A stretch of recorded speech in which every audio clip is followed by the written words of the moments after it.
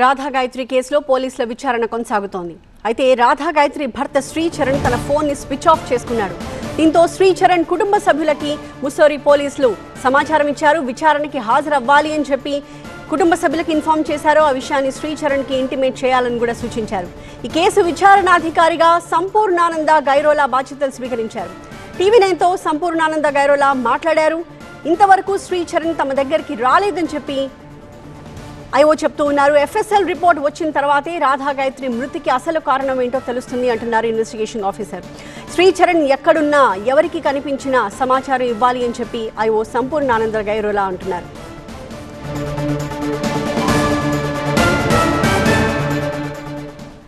మరోవైపు రాధా గాయత్రి అనుమానాస్పద మృతిపై ఆమె తండ్రి సుధాకర్ అలుపెరగని పోరాటం చేస్తున్నారు. ఉత్తరాఖండ్లో ఉంటూ తన కూతురి మరణంపై న్యాయం చేయాలి అంటూ అధికారుల చుట్టూ తిరుగుతున్నారు. ఈ హత్య కేసుపై పోలీసులు దర్యాప్తు చేస్తున్నారు.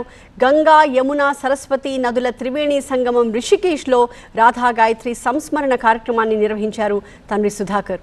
వైదిక కార్యక్రమాలతో త్రివేణి ఘాట్లో దశదిన కర్మ నిర్వహించారు. రాధా గాయత్రి ఆత్మకు శాంతి కలగాలని పూజలు చేశారు ఆమె కుటుంబ సభ్యులు.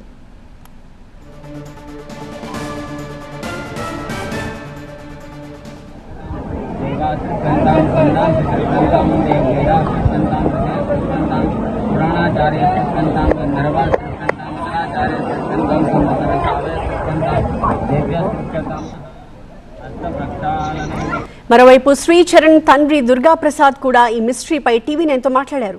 కొడుకుని వెనకేసుకు రావడానికి ఆయన ఇష్టపడలేదు. శ్రీచరణ్లో ఒక మూర్ఖుడు ఉన్నాడని కూడా అన్నారు. ట్రాకర్ విషయంలోనే పదే పదే గొడవలు జరిగాయి అన్నారు. ఆ విషయంలో శ్రీచరణ్పై తన భార్య చేయి చేసుకున్నదని కూడా నిజమే అని చెప్పారు దుర్గాప్రసాద్. శ్రీచరణ్ చంపాడో లేదో తెలియదు, నిజానిజాలు కోర్టులే తేల్చాలి అన్నారు దుర్గాప్రసాద్.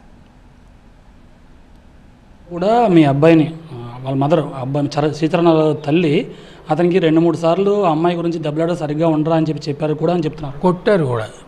కొట్టారు కూడా దేనివల్ల ఏమో అవన్నీ ఇది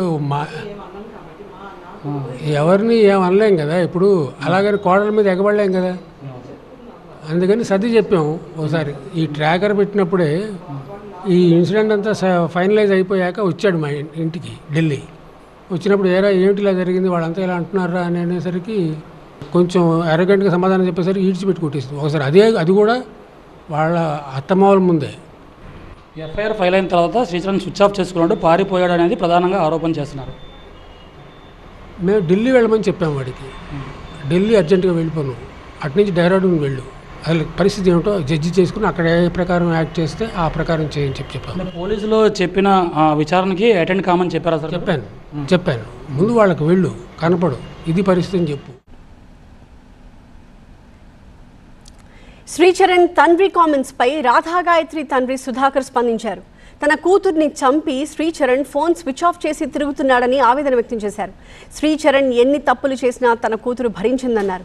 నమ్మినందుకు తన కూతురికి చావుని బహుమానంగా ఇచ్చాడు అన్నారు సుధాకర్. శ్రీచరణ్ తప్పులు చేయకపోయి ఉంటే ఎదిగిన కొడుకుని భార్య, అత్తమామల ముందు అతని తల్లి ఎందుకు కొడతారు అని ప్రశ్నించారు సుధాకర్. ఎంతో పెద్ద తప్పు చేస్తేనే తల్లి శిక్షిస్తుంది అన్నారు సుధాకర్. డెహ్రాడూన్లో నా కూతురు కోసం నేను పోరాడుతున్నాను.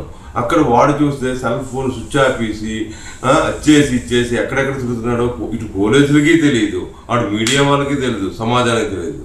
వాడు ఎక్కడ తిరుగుతున్నాడో ఏమిటో తెలియదు. ఎదుగున్న కొడుకుని అత్తమామల ముందు, కట్టుకున్న భార్య ముందు వాళ్ళ అమ్మగారు కొట్టారని చెప్తున్నాడు. ఎందుకు కొడతారు ఆవిడ ఎదుగున్న కొడుకుని? ఎంతో పెద్ద తప్పు చేయబట్టే కదా తల్లిదండ్రులు పిల్లలను శిక్షిస్తారు. ఆవిడ కొట్టిందంటే మీరే అర్థం చేసుకోవాలి. అయినా పాపం నా కూతురు కనికరించి వాడు నమ్మింది. నమ్మి వాడు వెనకాదలైతే వాడు ఇచ్చే ఇదే బహుమానం స్టావ్ అవ్వాలి దానికి.